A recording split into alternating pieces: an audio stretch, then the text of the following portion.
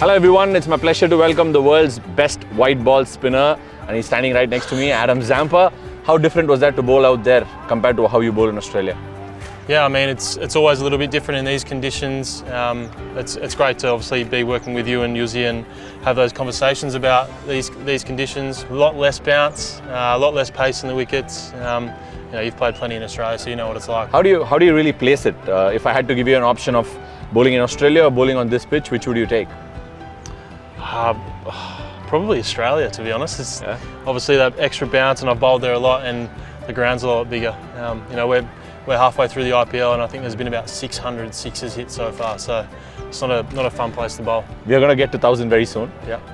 But on the other hand, right? Like when you say bounce in Australia, when you actually defeat the batsman on the flight, you're going to get a top edge most often than not. So what sort of adjustments do you have to make when you come to India? Because when you come to India, we've always seen that you've been a strike bowler for Australia, and today you turned up for us as well. I don't know what you think, but in Australia, I always feel like top spin and hitting the top of the bat, particularly in T20 cricket, is how you get your wickets. Whereas here, it's a little bit harder because you don't have so much bounce. So you got to think about potentially, skinning it onto the bat, going under the bat, and sometimes in Australia, you actually get more side spin than you do in India.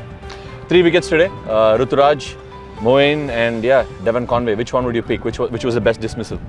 I think Conway. Power play, 6th over, I feel like it's always a really tough over, and I find him really difficult to bowl to. So the tough over that you bowled when Shivam Dube had struck me for a couple of sixes, you came in, he hit you for a 6 as well. Moeen and Shivam Dube, both of them going after you, a right up match up leg spinner into the left-handers.